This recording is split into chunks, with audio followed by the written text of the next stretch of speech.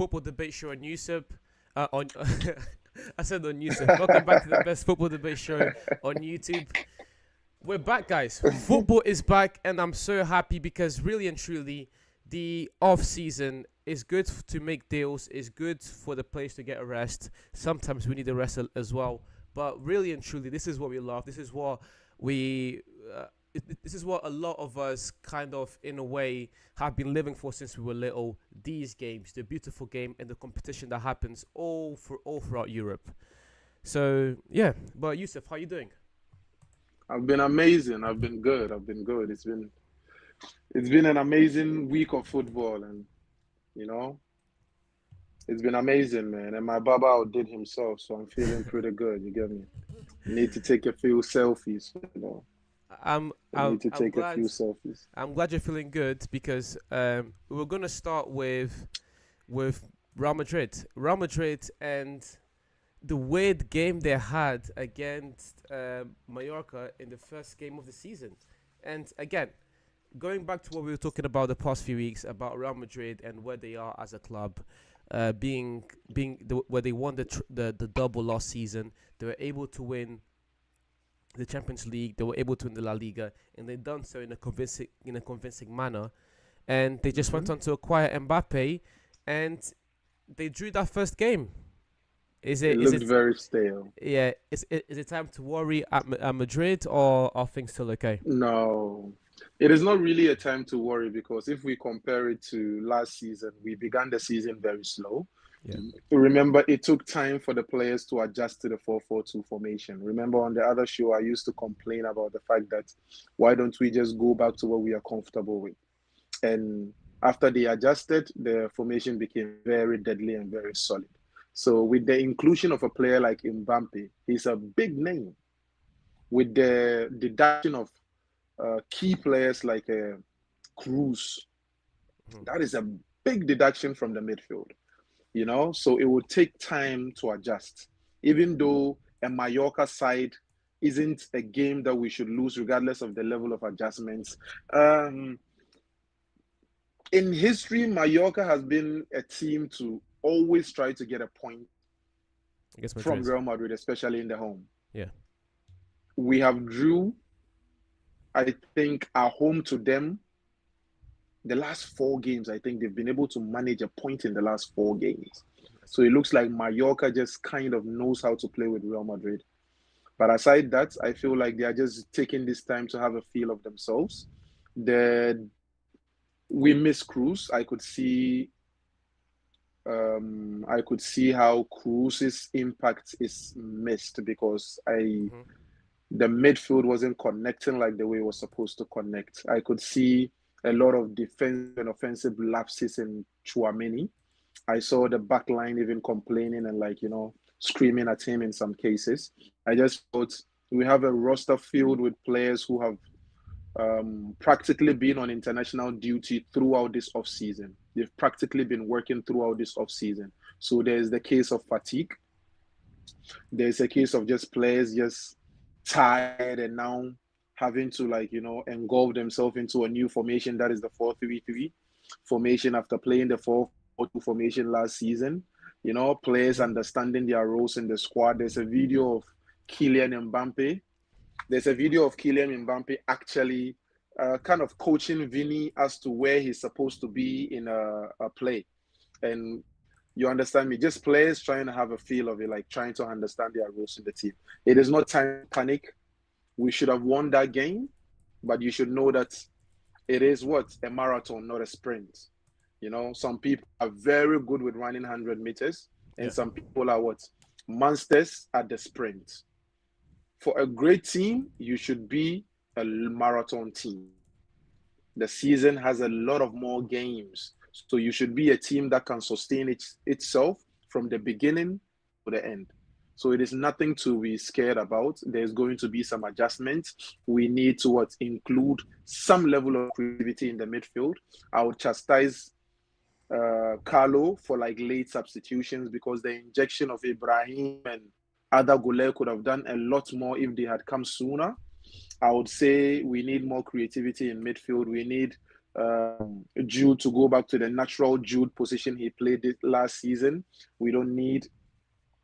We need Kylian and Vinny to perfectly understand each other. There's so much passiveness.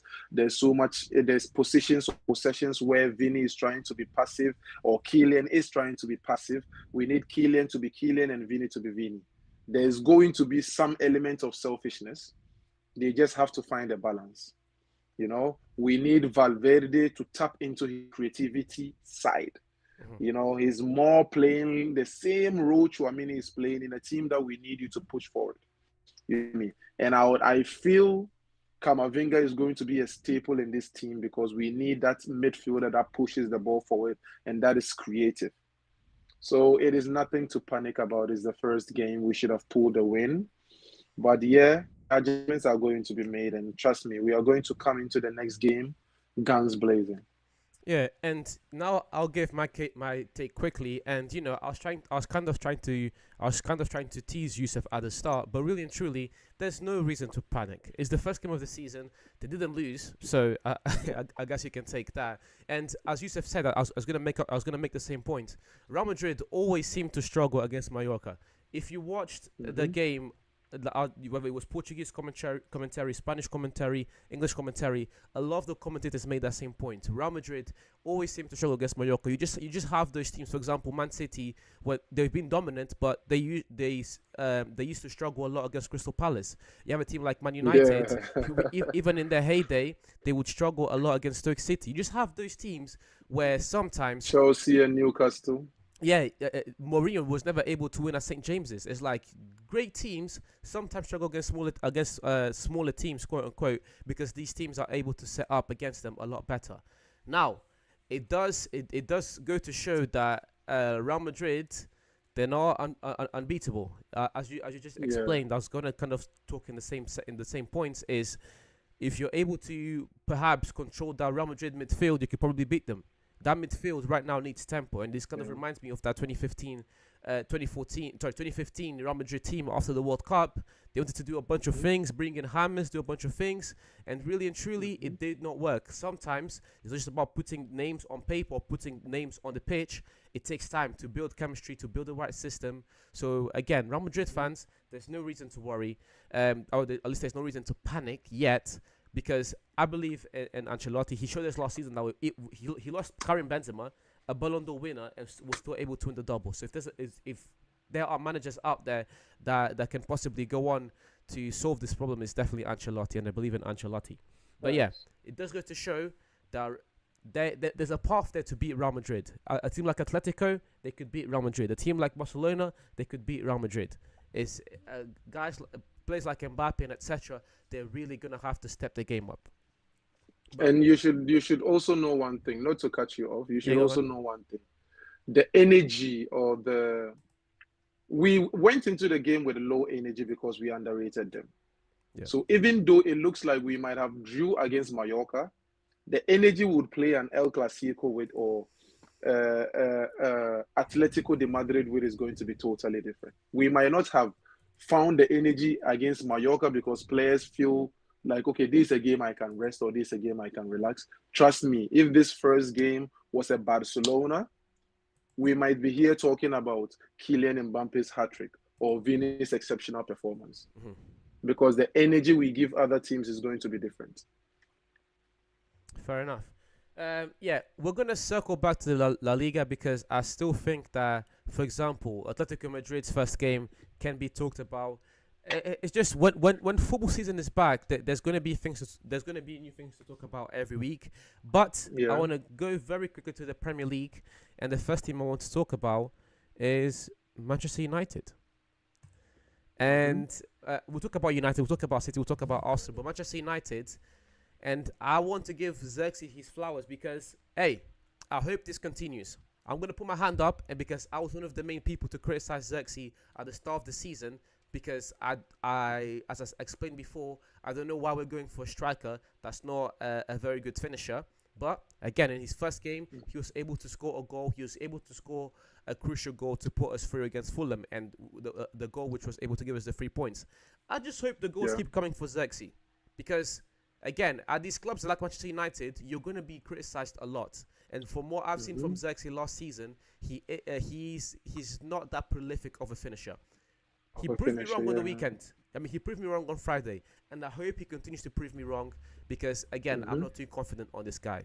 But just overall, the way we are playing and the system that's there, I still think we need a striker. I still think Manchester United need a striker because the way we are playing is not sustainable. I know it's only one game, but this style of football is not going to be sustainable.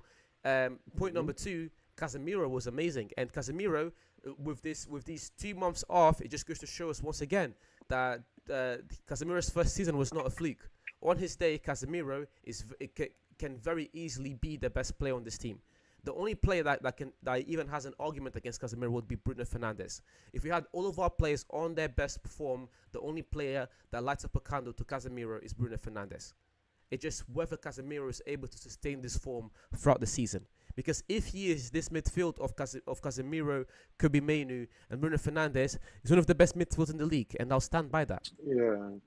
And then the defense is going to go from strength to strength with the legs in the team. You've got Euro that's going Mm-hmm. to come back in two Mm-hmm. months. I'm Mm-hmm. optimistic, but again, the striker situation is still worrying for me. It was it was an amazing game for me to watch because you expect teams to start slow in the first game. So I wasn't really reading much into body language or reading much into how well they executed the coach's philosophy, you understand me? Because I understood it is going to be the first game and there's going to be, going to be some sluggish performances, right? Casemiro was exceptional, but to the detriment of Kobe Maino. Hmm. I feel like I feel like Kobe Maino is very versatile, but at his age, he should be coached to be versatile. So when he goes into a game, he's smart enough to know his role, but then the coach should give him the confidence to kind of assume other roles if he feels like he's not needed in other departments. So take N'Golo Kante and um, what's his name? Scolari, right? Scolari, Uh, no, N'Golo Kante and the the Sharks. what's his name? Napoli manager, Oh, I forgot his the name. Napoli manager that came to Chelsea. Oh, Conte. No, not Conte. Oh no, the guy that used to smoke a lot. I know who you're talking about. Yeah. So N'Golo Kante's Yeah. game changed under him because he brought in Jorginho and he preferred Jorginho in the sixth role. So N'Golo Kante had to adapt to playing the eighth role and push the ball forward. I want to see Kobe Maino do more of that if Casemiro is Sorry. playing like that. Sorry. Yeah, I sorry. want to see Kobe Maino do more of that if Casemiro is playing like this. Hmm. You understand me? The defensive side of Mainu and Casemiro is exceptional. Yeah. But I want to see Mainu assume that role and push the ball forward more with no fears of like being reprimanded for doing it. You get me? Aside that, I feel like the team is going to do good. You still need a striker. Every team has like a solid marksman. Manchester remains unsettled on the striker role. I know you have two project strikers Yeah. wanting to do something in the EPL this season. I don't think your best bet is project strikers. You understand me? So, and Manchester United isn't the only team that needs a striker right now. So, but we're going to talk about the rest. That's a very good point because again, I think you're also talking about Arsenal, and it's like Manchester United. We have a problem where we are not getting enough goals, and we got Mm-hmm. two as you said and said very well. We've got two project strikers. We are not Yeah. scoring goals, and we're betting on these young players to get us our goals. Mm-hmm. The comparison to Arsenal is that Arsenal also have a problem with their striker, but Arsenal last year were able to score over 90 goals. Arsenal scored 91 goals last season. The goals came from Mm-hmm. Trossard, they came from Havertz, Odegaard, Saka. Arsenal, although they Mm-hmm. are struggling with their striker right now, they are still able to get goals from different places. Manchester United do not have Yeah. that same luxury because Ahmad is not there yet. Sancho's not performing. Rashford's not performing. Mm-hmm. Bruno, from time to time, he'll get back into form. But it's like we are not able to. Garnacho's not performing that. Garnacho cannot perform to that level yet. So we are not. We Yeah. don't have the luxury that Arsenal have to not be able to spend that much money on a striker, because our Mm-hmm. style of football is not like Arsenal's or City's where anyone can score. So this is why I Yeah. thought it was so important for us to be able to get a proper striker this season. But instead, A we went proper with number 9. we went with like Hoyland number 2. But yeah, Yeah. but we'll see. We'll see. We'll see how it works out. Hopefully I'm wrong. Hopefully I am wrong, and Hoyland and Xerxes prove me wrong. But yeah, leaving leaving Manchester United for a second and moving on to Arsenal. Not just Arsenal. Excuse me. Where did I have? Okay, my bad. Okay, moving away from Arsenal for a second and talking about Arsenal now. What a performance Arsenal put up! Amazing. What a performance Arsenal put up! That was a statement performance, and I like that. Amazing performance. And Saka, hey, Mm-hmm. hey. Hats out. I have later on we're gonna go through some hot takes, and I have a hot take about Saka, and maybe it's not so much of a hot take because the way he's playing, the assist he made, the goal he scored. Mm-hmm. If Saka's Mm-hmm. able to stay consistent, maybe they won't need a striker. Maybe Saka can be, because we've seen it before, like Tottenham when they had Gareth Bale, Ronaldo when they Yeah. had United when they had Ronaldo. Maybe your goals don't all come from a striker. Maybe your winger can be that top goal scorer. So we'll see. Yeah. Maybe, but I don't think they still need one. Saka isn't one of the most prolific strikers, Mhm. like, or wingers that, like for you to be able to do that, you need a winger that is more goal first. Mhm. Saka is a pass first. Take for example, the only reason why Manchester United isn't going all out for a number 9 right now, I feel like, is their belief in a Rashford. Because a Rashford can be a number 9 and a number 7 and a number 11 and number 10 at the same time. On his good day, he can be your 15, 20 goals. You understand me? On Yeah. a good day, he can be your 15, 20 goals. And the likes of Garnacho modeling their game after a Cristiano Ronaldo means he's also in that realm. On a good season, he can be your 10 goals, 15 goals a season. So if those two parties click, that is like 20, 30 goals from your wingers. So you just need a striker to be able to pull his weight. Mhm. You understand me? But a Saka, yeah. But if, as you said, that was an amazing performance all around. If he's able to play this way and at least score in every other game, that would be like enough output for them to do without a striker. Yeah, because again, another thing that we need to take into consideration is the development of players. It's like, yes, we Mm-hmm. know Saka to be a pass first player, but at some point Mm-hmm. Ronaldo was also regarded as a As a pass explosive, first. like explosive winger, but he wasn't much Mm-hmm. of a finisher. But he developed into that player. Facts. Now, I'm not saying Saka's Facts. going to develop into that player, but I'm saying you just take things into consideration. It's like if Yeah. Saka could develop his game, if Arteta could tell Saka to develop his game, to being the main man in the team, to being the guy that they go to for goals, and in my opinion, Mm-hmm. Saka, he has the skill set.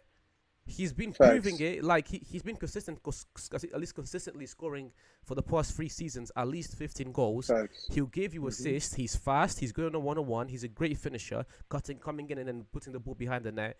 He's shown it in the Euros. He's shown it last year against United. He's shown it in this first game.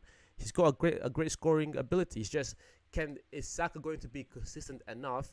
And again, is that going to be enough output to upset City? True. Because, as a quick segue, talking about City now, the boy Haaland, all that criticism they had for him about, Haaland, he's not that great of a player. He's not very good on the build-up play. It doesn't matter when you've just won back-to-back Golden Boots. You come back, and I think Haaland's record is like 92 goals for City in 100 games. Yeah. So all this yappa they were doing about Haaland, I don't understand, because most teams in the world would die to have an Erling Haaland in their team, and City, who in my opinion play the best football in Europe, have the best striker. So again, big up to Cucurella because he made a fool of himself, and I think Cucurella is a physical. Cucurella is the physical representation of a lot of these fans that are just chatting a lot of things about Haaland, which aren't really true. JVM, what do I always tell you? I need my strikers to score. Why did I always used to praise Lukaku? If a striker can give me 100 goals in the EPL, he's good. If my striker can give me 15, 20, 25 goals a season, what do I need the first touch for? When I have Kevin De Bruyne, Bernardo Silva, Phil Foden, what do I need him to control the ball for? When I have even the likes of Lewis playing fullback, that's how much talent I have. That kid isn't a fullback. You understand me? I need my strikers to score. So it might be an old school mentality, but if my striker is scoring goals, he's doing his job. That is why I constantly praise Haaland. If my striker can give me 25 goals a season, he has done his job. Remember, on the first episode or second episode of the show, I said something about Karim Benzema. Before the season he had, the Ballon d'Or season he had, I told you this.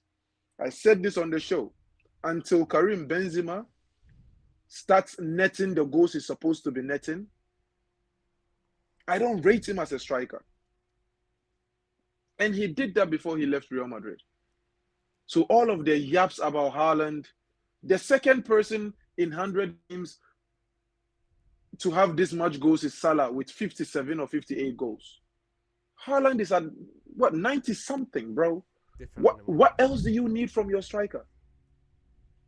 The only thing he didn't do well last season was being missing in some marquee games. Aside that, he's doing his job. So all of the yaps is just people not understanding how roles play in football. Because I don't need you to have a perfect touch to score a goal. I only need you to be able to net the goal when you have the opportunity to. And if he is doing that and his role as a number 9 is to score goals, Haaland is the only striker scoring goals that we are actually criticizing. Yeah, it's crazy. It is similar to what happened to Bruno Fernandes. I can't record 12 assists a season and still be criticized. I did my job. If I'm recording 12 assists a season, JVM, do the calculation of how many assists I'm giving and people are just messing up. How many if I'm able to record 12. Yeah. If I'm able to record 12. Which striker? Workhorse. You understand me? Like sometimes we chastise players when they are actually really doing their job. I need my midfielders to midfield, my defenders to defend, and my strikers to strike. That is my motto for this season. I need my midfielders to defend, midfielders to midfield, control the midfield, pass the ball, move the ball forward, defenders to defend. I don't need you pushing the ball forward, doing all of the rabones and all of those things. That is not your job. If you see your number 6, pass him the goddamn ball and go back. And I need my strikers to strike. And we are going to talk about the impact of a striker when we talk about Chelsea. Yeah, and that's staying on topic. That's the next segue, and it's Chelsea.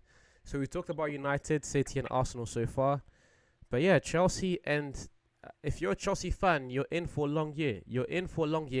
I'll let Yusuf go off because he texted me that he really wanted to talk about Chelsea. So, but yeah, I'll talk about Chelsea after. But Chelsea fans, it's going to be a long year trying to support this team. Trust me, I don't know what Chelsea are doing. I don't know what Chelsea. Look, Chelsea is being run like a bad African country. Like it feels like African politics. Trust me, Chelsea is being run like how they used to run the Sierra Leones and the Liberians for them to go into civil war and stuff like that. That is how Chelsea is being run. Mind you, Chelsea has 47 players on their books. 47 players on their books, 7 goalkeepers. 7 goalkeepers. Which type of management is this? You have 47 players signed on your books, 7 goalkeepers. Granted, some of them are the likes of Lukaku, who would never come back to the squad, but still, what are you doing? And you didn't have a plan this season to offload some of them, but still you found a chance to sign more. Let's take this Raheem Sterling's situation, not being added in the match day squad, him and his management saying whatever they said. It looks like he's not a part of like the coach's plans for this season. A team like Chelsea, I don't think Maresca said, or Maresca, right? Maresca, I think he might have already told you guys what his plans for the season were. So if this man isn't a part of your plans for the season, shouldn't there have been a consensus to be agreed upon To sell him. by this time? What type of management is that? And who pays a player on his decline? Raheem Sterling, 250,000 a week. So now his contract is very hard to offload. Who signs players for 6-7 years and now their contracts are very hard to offload? Chelsea. You were giving players 7-year contracts. 7-year contracts, thinking you are rather crippling the players. In this year, on this day of football, you can't cripple any player by giving him a long contract. If he performs, he can go wherever he wants. And if he doesn't perform, it is your problem. Yeah, because what Chelsea are going, or at least what it leads to, is players being very comfortable with sitting on the bench and just collecting their paycheck. So I want to play, like Sterling now, I want to play, I want to perform. You're not even going to put me in the match squad. Worst comes to worst, I sit down at home and you pay me anyways. Because you are going to pay me. These contracts are so lengthy, especially the new signings like Enzo Fernandez, Caicedo, Pedro Neto, all these new signings they've made. Mudryk. They've given these players such lengthy contracts that is like, you better pray these players work out, because you are in for a long one. And then the other part is, how do you offload these players? How? With all of these contracts. Yeah, or what other stupid club are you going to convince to sign these players? What club is going to be dumb enough to take these contracts of players that are underperforming and that are on massively inflated wages? I don't know if this is Todd Boehly making these deals. I don't know who Todd Boehly appointed to make these deals, but whoever's making this mess at Chelsea needs to be fired yesterday. This is not how successful he doesn't understand his role. Yeah, this is not how successful. Excuse me. This is not how a successful football team is run. You look at Real Madrid. You look at Barcelona. You look at Bayern Munich, Juventus back in the day.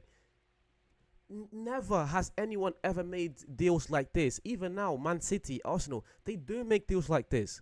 Does not work. And then it just becomes the point of, what if you want to hit the reset button and go for a rebuild? How do you go for a rebuild when you can't even offload these players? It is ludicrous. It is horrible business, and I just hope that, I hope that first of all, the way to fix this problem is to do what United have just done this summer. Go and get the best people in the business to come and run your club. And yeah, even just talking about the performance on the pitch, it was poor. City, fair enough, it's against City, but City did whatever they wanted with them. It was so poor. So poor. But I digress. Yeah, Chelsea, and if we are even going to delve into the actual game, I don't know what the coach is doing, playing 3 similar players with no creative bone in their bodies in midfield. Similar players. Enzo can play the 6th role and the 8th role. Caicedo is more geared towards the 6th role. Yeah. and then there's a Lavia, no, Yeah. who just came back from injuries and all of those scares, and like you are trusting all of them in midfield. So there was little to no creativity. Another 6. You understand me? And in the attacking role, you play Cole Palmer more out of position than in position. So he's finding it difficult to, like, really find himself. You have a Jackson who is like practically non-existent as a striker. He has the energy to run around, but doesn't do nothing else. You have a midfield that is so stagnant because Enzo would rather complain than play football. Enzo would rather lift his hands and feel like he's better than everybody in the midfield than actually do his job as a captain. The captaincy alone It's a joke. It's a bad joke. is a joke. It's a bad joke. After everything that happened this off-season, this was the person you were supposed to. You feel like you could give the captain ban to. And let's put that aside. Your main captain and your vice captain can't stay healthy.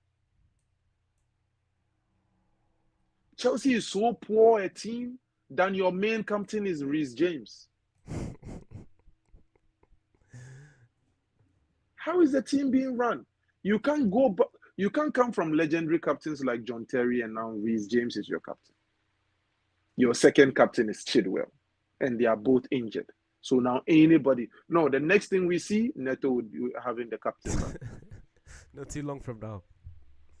You understand me? After everything that happened with Enzo, you guys are sweeping it down the rug. They don't like him, like you could see. Fofana would never like Enzo. Never. And after what happened. You understand me? So that is why he was being all frustrated in the game like that. No, they wouldn't like him because of what happened. So there's just a collection of things that have happened, and like, Chelsea should work internally, solve this. Didn't they say Enzo was going for surgery? They also said they were gonna give him some type of educational, educational coaching or training or whatever it was, and then they make him. Aren't we tired of hearing that? And then they make him captain. It's a joke. It's a bad joke. What's going on at He Chelsea. doesn't. After his mess up, his record is captain. His reward is captain. They lack direction. This was a game they should have won because Manchester City didn't have like their foot on the gas. The only person pressing was Doku, and the only person controlling the midfield to the max was Kovacic. It's probably the best player in the game. Yeah, he had a very good game from Kovacic. They had Kyle Walker on the bench. Phil Foden didn't start. You understand me? They had Rodri didn't even start the game. Didn't even play the game. De Bruyne was a shadow of himself. So this is a winnable game for Chelsea because these are the only games you can win when your opposition isn't up to their full potential. How many Chelsea players had international duty to go to? None. Just a few. So you guys are well rested and yet put up a performance like this. Nah, man. Chelsea is a joke. I feel bad for Chelsea fans because they are one of the most realest people when it comes to this footballing thing. They support this team through thick and thin, and I feel bad for them having to go through all of this. Yeah, and again, we're not going to overreact too much because I remember a few years ago when Arsenal had just barely missed out on top 4 before. So this was 3 years ago. They also had a run of the first 3 games where they lost against smaller teams, and everyone wanted Arteta out. So we're not going to overreact to these performances just yet. But, the signs are there. The signs are there. For example, Real Madrid, you can look at how, for example, their midfield can be exploited. You look at Chelsea, and you can see how just the overall management of the club from top to bottom, from the owner of the club to the captain of the club, the whole thing is just a mess. And, we'll see how that works out throughout the season. But moving on, is there anything else, Yusuf, you want to talk about regarding the top 5 leagues or any other league? Because I think we've covered the main topics. Oh yeah, yeah, we have, but I just wanted to give some people their flowers. I wanted to give Brighton their flowers for like an incredible start of the season. Mhm. You get me? 3-0 versus Everton is quite impressive. You understand me? And teams like Brighton don't get their just due. So 3-0 versus Everton was quite impressive.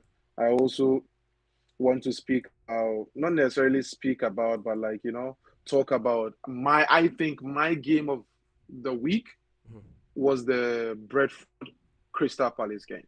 Brentford Palace. I personally think that was my game of the week because that was like some serious back and forth um, tactics and performances, and like two teams not wanting to lose and all of those things. And this is the reason why we watch the EPO, because you can watch a Brentford and Crystal Palace game and still enjoy it. You understand me? So I just wanted to like throw some light on these two teams that like gave us like exceptional performances during the weekend. Shout out to Palace and Brentford. Um, Now, as we said, the leagues are back, but we are still in in transfer window mode. There are still, Hmm. what is it, 10, 11 days left of the no, 12 days left of the summer transfer window, my bad. And one of the biggest rumors that's going on right now at the moment is João Felix. It's like every summer transfer window, Felix is in the rounds, and yeah, the rumors towards Chelsea are getting stronger and stronger. I'm not sure, but I think a deal may have been agreed already. Don't quote me on that. But yes, the again, we were just talking about Chelsea spending a lot of money, and then they just go on to sign João Felix. But yeah, just talking about João Felix as a player and what he can add to this Chelsea team. I've said this before. I have a soft spot for Felix. I know how Hmm. good this guy is, and as a fan of a player, as a football fan, I'm always just a sports fan in general. I'm always very mindful to not put players on a pedestal. For example, Hmm. um, I'll always try to give my non-biased opinion of a player. But with Felix, just how good he is and how good he's shown to be, even in the stints that he was at Barcelona and that he was at Hmm. Chelsea. Really and truly, my biggest, let's not over glance over the fact that he's inconsistent because that also matters. But I feel like that Hmm. problem can be resolved with a manager that allows Felix to play in his best role. Hmm. Now, what Felix's best role is at the minute is kind of hard to To decipher pinpoint. because he can Hmm. play on the left, he can play on the right, you can play him as a false nine. But I think that's kind of where the beauty of a great manager comes from. I genuinely believe from the Yeah. bottom of my heart, if John Felix was a Man City, he'll be one of the best players in the Premier League. But Hmm. again, that's the fact that great That's the managers, potential. that's the thing. Felix's potential, he has one of the highest potentials of any players in the world. I just feel like you have to put him a tier below Mbappe and Haaland, but after that, I feel like Felix can hang with the best of them. My thing about Felix is, can Yes. Maresca, if Maresca is going to get him, is he going to do a Raheem Sterling, or is he going to use Felix to the best of his ability, and is he going to get the best out of Felix? Because again, in terms of of ability, of footballing ability and the football mind, Felix has the tools to be successful. It's just about him is one, Felix being consistent, and number two, the manager finding the right space within the team to allow Felix to be successful and be consistent in that matter. But what do you think of Felix to Chelsea, Yusuf? I think Joao Felix is an amazing player. He just chooses to make dumb decisions at the wrong times. Yeah. There's a possibility Chelsea could sign you, but then you go to Barcelona and go kissing the Barcelona badge. You are on loan to a team and you found it sensible or reasonable to go kissing the badge and doing all of those press conferences and saying all of those glorious things about Barcelona. Now you are down and out, and Chelsea has to come save you. You understand me? All of these things just puts fans off of you, because they feel like they Yeah. can't rely on your loyalty. You get me? He is an exceptional player by all standards. He needs he needs a system that caters for all of his qualities. And as you said, a system like the Manchester City system, it is going to bring the best out of a lot of players. A system like even the Real Madrid system, he's going to be one of the best in the world because if you are playing against amazing or playing around amazing talents, it makes the game easier for you. You understand me? He would be a very good addition to this Chelsea squad because looking at their midfield, they lack creativity. And a player like João Felix, assuming the Bruno Fernandes role for Chelsea, is going to be exceptional, provided he's not selfish, he doesn't force it. And he has the talent to do all of that. The only thing he lacks is the boneheaded moves. You understand me? Like I like look, there's an Bruno has his moments of irrational moves. Bruno has his moments of like, erratic moves, as we constantly say. But like some of João Felix's moves are boneheaded, even in games. So he needs to really fix that. And if Chelsea can, Chelsea should go get him. But they have signing too many players to even like, oh, Chelsea. They already have too many players in their books, and then go spend more money on another 10-year contract. They are brave. I'll give them that. They are brave. That's the one thing you can't fault Chelsea for. But again, moving on from João Felix, the other very imminent deal and another big deal to a big club that's making the rounds is Ugarte to Manchester United. I feel like last time we talked about Ugarte, you made a very good point about how PSG play. And again, this is why this is the best debate show on YouTube. Yusuf made a very good point about how Ugarte plays and how it doesn't really fit the way PSG want to play anymore. And that's why he was ousted in a sense during the season. And that's why they brought in João Neves. It looks like Luis Enrique wants a more technical player. We need an enforcer in our team. So it's really mutually beneficial for PSG to get rid of him and clear the wages as well as to get some money. And it's also good for us because we get a player that we desperately need. So I just feel like this still needs to be done as soon as possible. I think you hit the ball right on the nail. This is going to be a very quick exchange because both teams need different things from the player. And once this player fits the role that Manchester, look, I like it when Manchester goes in for players that fix specific problems. You understand me? That means you are treating the season differently from how you treated other seasons.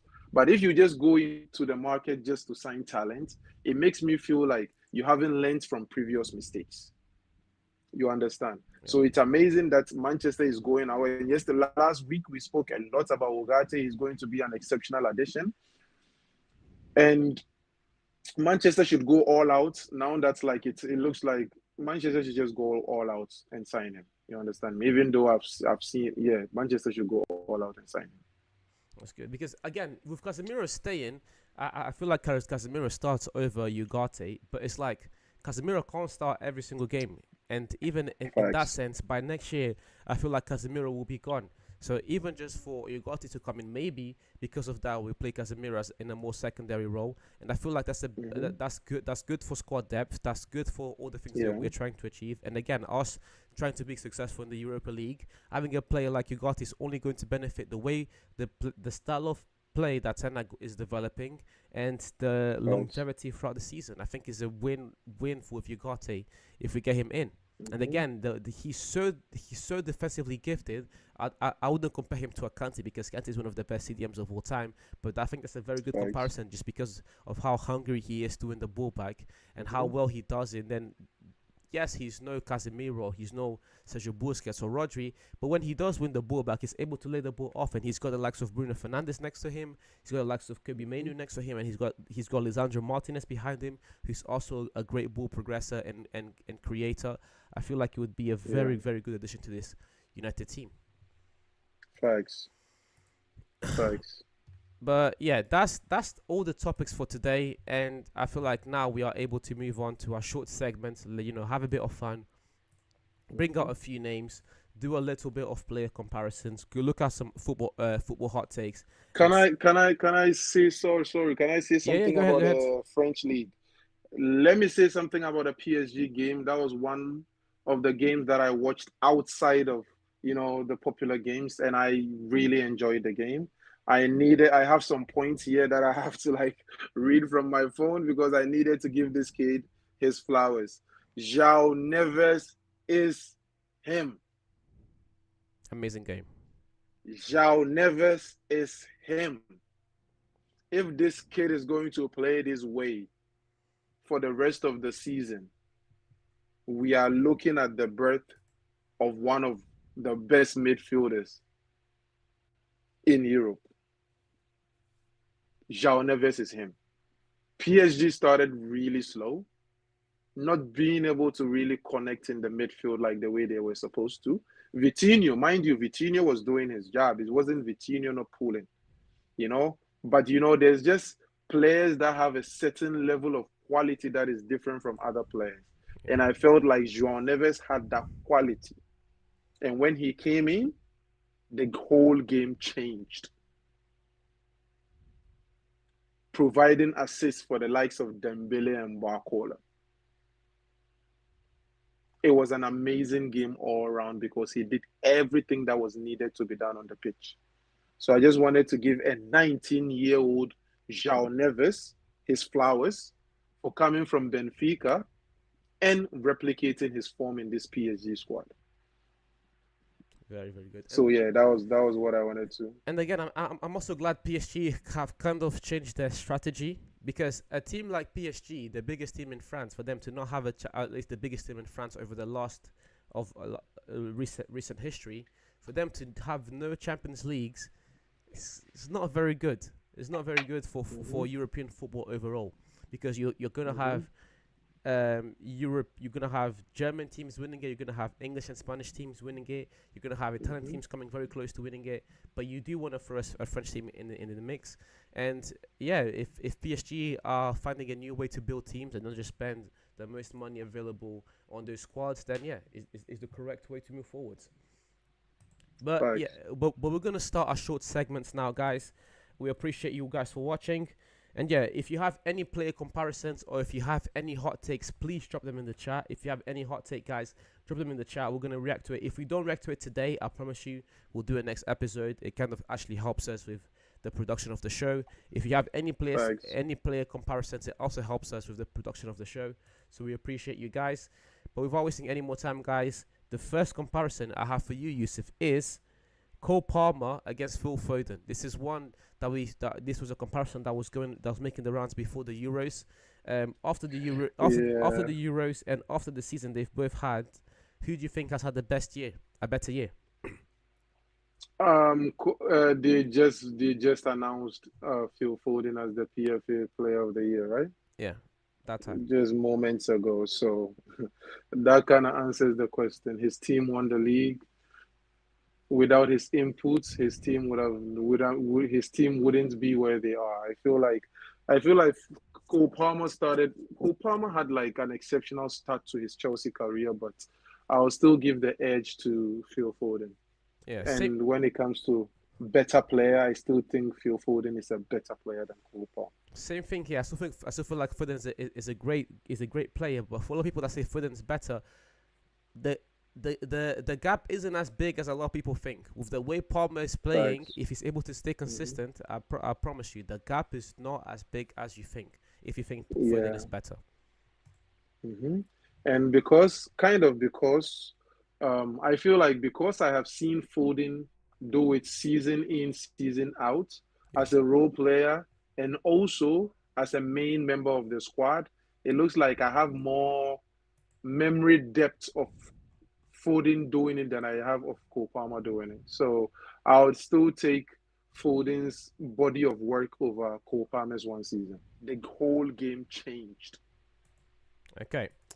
Next one we have here. The next one we have here is Rodrigo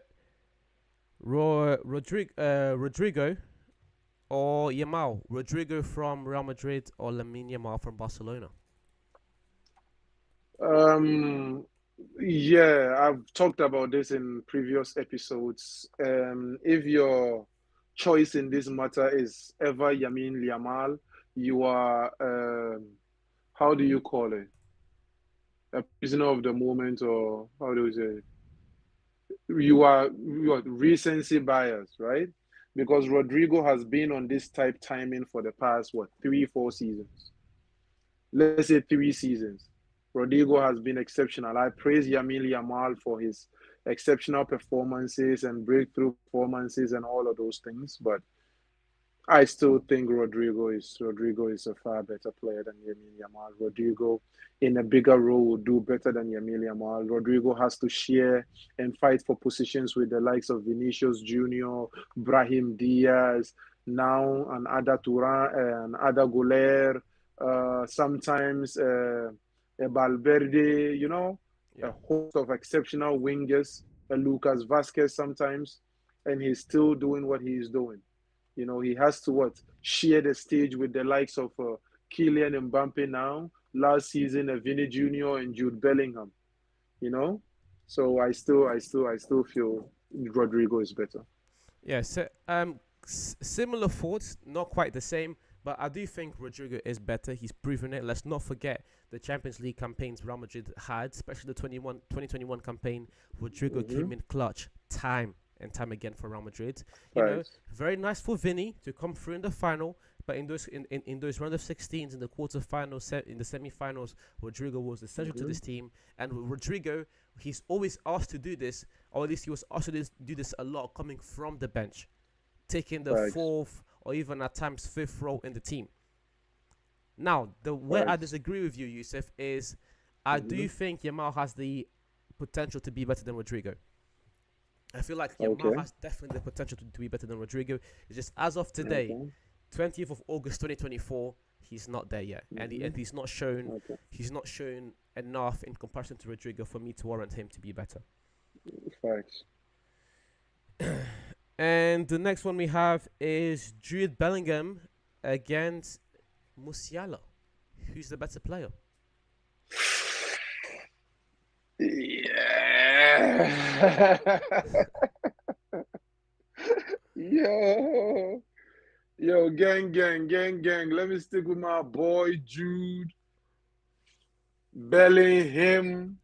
Look, Musiala is an exceptional player. I feel like they are two different players, even though they are midfielders.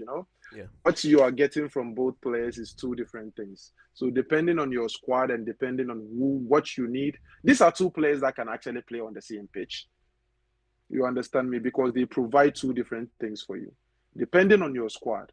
I'm a Real Madrid fan. I would love to have both players in my squad because I feel like of course. Musiala can fit into the Modric and Cruz role very well.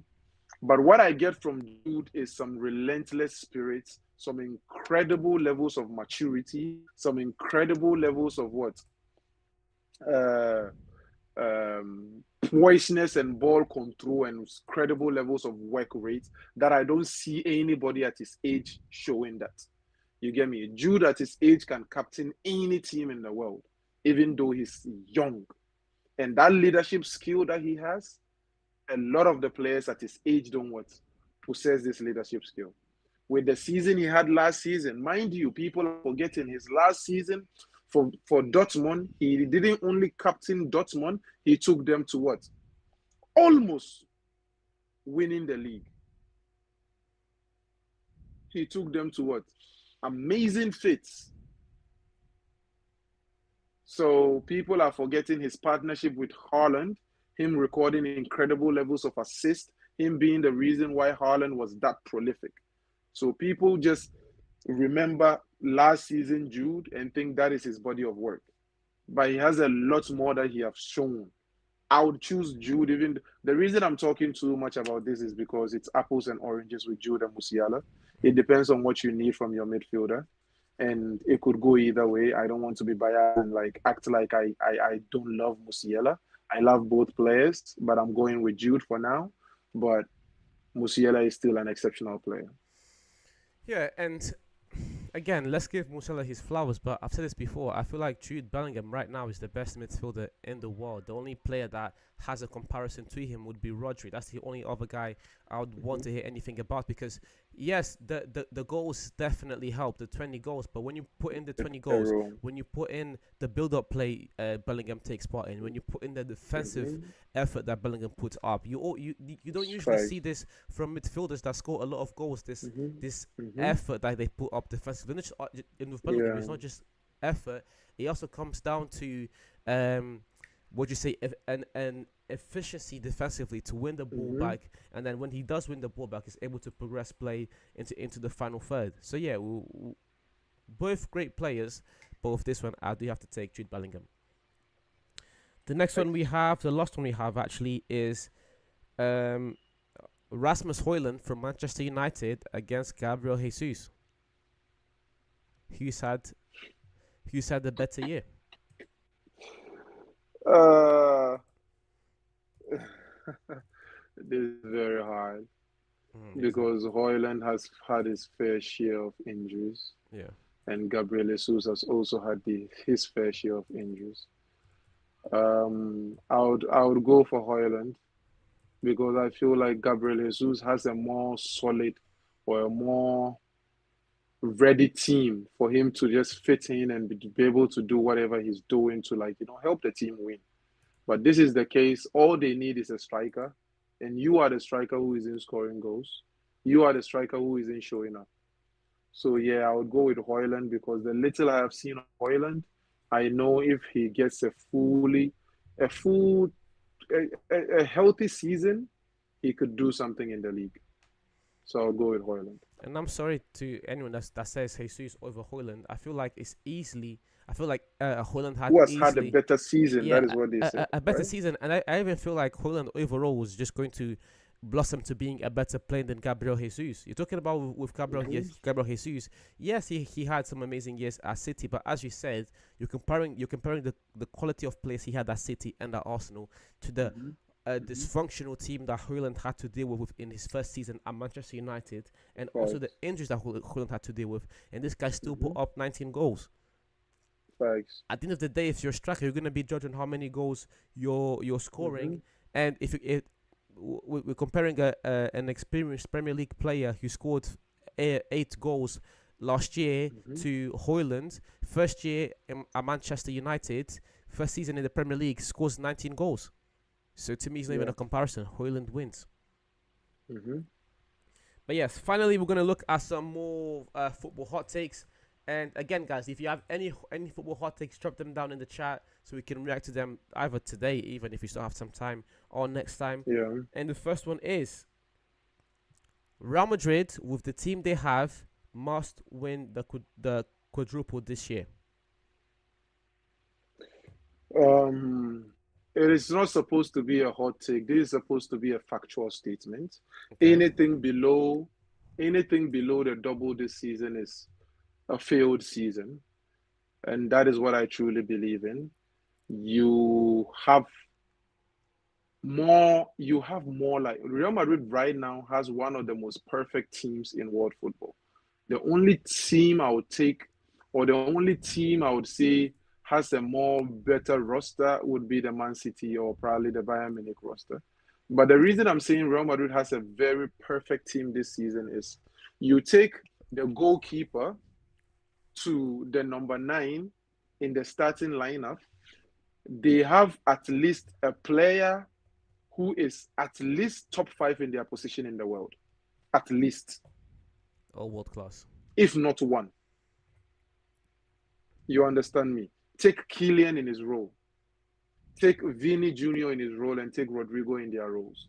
We just spoke about how Bellingham has a case to be the best midfielder in world football. Valverde is one of the most slept over midfielders in world football, but for his role, he still can make a top 5. Chouamini, if you didn't respect Chouamini, you might have gained his respect in the Euros, because without Chouamini and with Chouamini, there was more stability in this French team. the France squad. And with Real Madrid, he's made it so that we have forgotten Casemiro. Take the old man, Carvajal. reinventing himself every season and every possession. Take the centre back pairing. We have so much so that um, Alaba has been injured for the better part of the season, and we don't miss him because of the quality we have to replace him. Benjamin Mendy reinvented himself.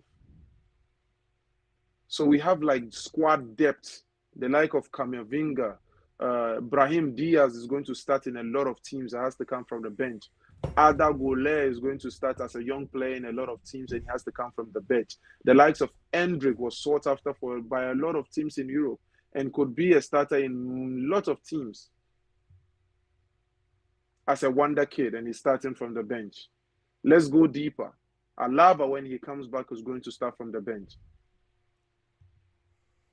There's squad depth, there's players. Modric starting from the bench.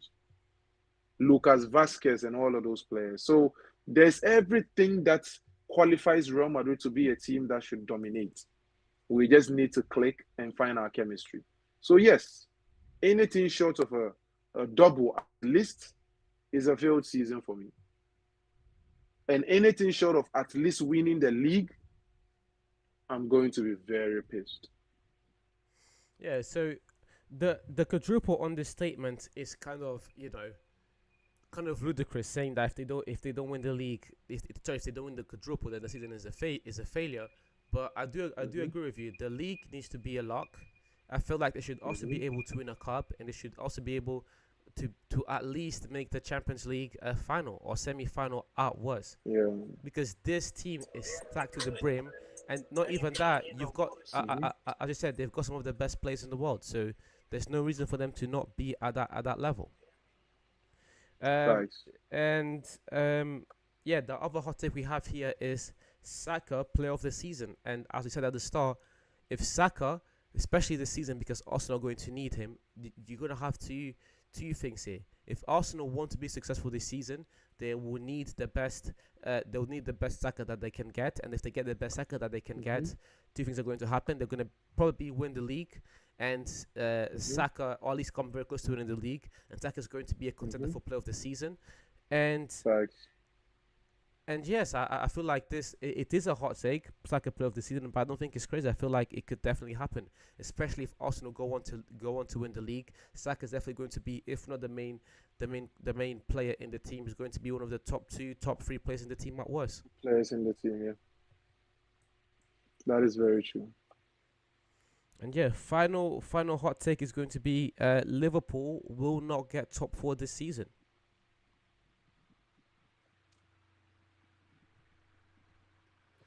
I think they would. I think they would. I think they still would. I think they would. Partly because I still feel like some of this some of these EPL teams honestly are still finding their way. They are still finding the balance. You know, Manchester United could be very good or could be mid. You know, there's still that balance. Manchester United could be very good or they could be mid. Newcastle could be very good or they could be mid. Hmm. You know, the likes of Brighton could move from the mid category to be very good. You understand me? The likes of, it's so unpredictable in the EPL right now that it will be very hard for me to kind of like write out a team that has already proved they can do something and they have done it for the past 5 seasons to not be able to replicate what they have done.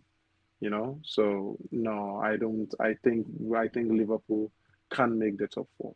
And yeah, I kind of have to agree here. Um, I feel like you made a very good point because people they have this trend now to call the Premier League the Farmers League, and it's like, yes, fair enough, Hmm. City are being dominant, but every year City are being challenged. Like last year, they were challenged to the very last game of the season, and if you're just looking at the Hmm. top, fair enough, but then you also have to look at the spaces from number 3 to number 8, which in the Premier League is always very Hmm. competitive. So it's like Thanks. uh, last year you had Aston Villa in the mix, and that probably cost the likes of Tottenham a space in the top four. So Hmm. this year it could be again a West Ham who've made a lot of deals this summer. It could be an Aston Villa again It could be Newcastle getting in the top four. So Liverpool could not make the top four, but with the way this team the way this team played last year, the convincing win they had at the start of the season, as a prediction, I would have to say they will make top four. They will make top four. But anyways, guys, we're gonna end here. Thank you very much for watching. We appreciate you guys sticking by. And yeah, another weekend of football awaits us, and we'll be back next week to talk about everything that happens in world football, Premier League, La Liga, all top 5 leagues, and if any transfer rumors, the transfer window is still gonna be open next week. So there's still gonna be deals going on. So it's going to be another fun week. Any final words, Yusuf? Thanks. Nah, let me just leave my people with these final words, man. Good things come to those who work their asses off and never give up. So keep the fire burning and just keep working. Amen. Peace. See you guys again. See you all next week. We appreciate you guys for watching.